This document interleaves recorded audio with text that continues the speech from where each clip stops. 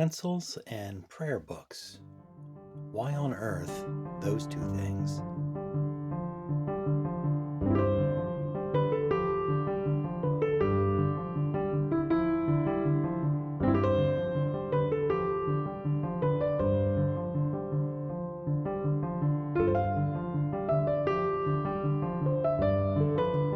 Hello, everyone. I am sometimes asked by viewers and commenters on my channel, why pencils and prayer books? Why those two things? What does the one have to do with the other? And this video is an attempt to answer that. The first and simplest answer is they are both things that I like and that I have an odd obsession with that is beyond my ability to dissect or describe. But might I suggest another answer to that question? What do pencils and prayer books have in common? To explore this theory or this answer, one has to hop in one's time machine. And let's assume for a moment that your time machine maybe isn't properly calibrated, so it's kind of vague. But on the dial there on the dash, say if it's a DeLorean, you're setting it to sometime in the middle of the 16th century, around 1550, somewhere around that date. You hop in and you set off, and you end up, because it's a fancy DeLorean time machine, you can set the place as well as the time. You end up in Great Britain, in England, in about 1550, approximately 1550. When you hop out of your time machine and take a tour around England and see what is happening at that place and time, a few things are happening. One, England is in the beginning of the fast boil phase of the Reformation. King Henry VIII has recently passed. There's a minor now on the throne, and Thomas Cranmer, whose portrait we have here, is leading some bishops and theologians and liturgical specialists in devising a liturgy for the newly born Church of England, as opposed to the Church in England. And in 1549, Mr. Thomas Cranmer brings out the first English prayer book, which, with some alterations, will eventually be the 1662 prayer book that I continue to use to this day and is the standard prayer book for the Church of England and the base material for liturgies around the world. 1549, 1550, in that neighborhood is when this was born. Around that same time, if you move kind of northwest from Cambridge, Oxford, London, to the northwest of England at about the same time, in that area, a storm has blown over a large tree, and accounts vary here whether it was a oak or some other type of tree. And in the exposed roots and earth beneath that tree, some of the local residents find a strange mineral that is blackish gray and shiny, and they find that when they handle it, it leaves smudges on the fingers and discoloration on your clothing. And the shepherds of that area, it's a sheep raising area of England, the shepherds soon find that it's really a wonderful material for marking one's sheep to keep the flock separated. And so the use of graphite, which is what it would later be called, was discovered for use as a writing material. Now, graphite had been found in other parts of the world. In fact, there have been deposits found in ancient Egypt, but there's little indication that it was ever used widely as a writing material or a device for writing until the middle of the 16th century in England. The area where this tree uprooted and this mineral was exposed later became home to a big mining operation, and it was called Borrowdale was the name of the locale, the name of the mines. So from the mid 1500s, they began mining this material and selling chunks of it for writing implements. In the 1560s, German miners were brought in for their expertise to help work in the mines, and so graphite was introduced to the mainland of Europe. And by 1565, we have an illustration of the first known illustration of a pencil. And it can be found reproduced here in Henry Petrosky's fantastic book, The Pencil. It looks vaguely like a mechanical pencil that you would see today, but it's a very crude thing with a broken off piece of graphite jammed in the end, mimicking writing tools that had been used for centuries and millennia before, which would be a reed or a piece of wood with some bristles, an oxtail or some such stuck in the end for use as a pencil, they were called, a fine brush used for lettering and writing. But this is the first known illustration of a pencil, something with a graphite pencil. It was in a book on fossils by Conrad Gessner in 1565. Originally, graphite from this region was known as WAD, W-A-D or W-A-D-D or W-A-D-T. It wasn't until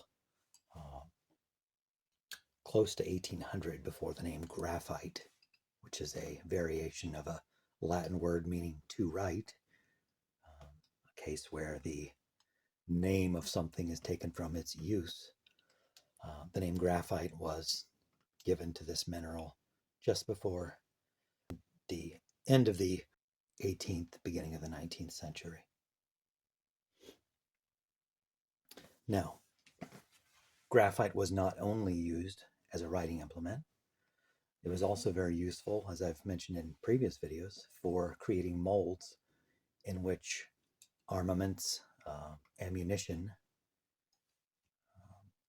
weapons of warfare could be forged, because it has a property of being resilient to very high amounts of heat. So it became a matter of national security to keep the supply of graphite coming. In England, in fact, in 1752, it became a felony to break into the mines in Borrowdale and steal any of the graphite. You would be charged with a felony. Now, no mine is inexhaustible. So, at various points, the Borrowdale mine in Great Britain, which produced really the finest graphite in the world. There were other deposits discovered around Europe and in other places in Asia, but none of it as pure and as fine as that found in Great Britain. But even that mine was not inexhaustible and was closed up at various times so as not to completely deplete the supply of graphite coming out of that. On the European mainland, they were attempting to make pencils with what they could find when they were unable to purchase graphite from England in the purest form. They would use less pure or remnant bits of graphite, grind them up, mix them with sulfur. This was especially done in Germany, and make crude pencils out of the paste they made with graphite and sulfur. Picky pencil buyers would test their pencils to see if it was the finer English graphite or lower quality German pencils made with sulfur by holding a match to the lead of the pencil. And the telltale smell would tell you what type of pencil you had. The graphite from England would be unaffected by the fire. The sulfur would have a much more pungent reaction. Now, at the end of the 18th century, England was at war with France, And so in France, if you wanted to obtain graphite, you certainly weren't going to be able to purchase it from England. So they were finding a use for the more impure, lesser quality graphite they were able to access in other parts of Europe.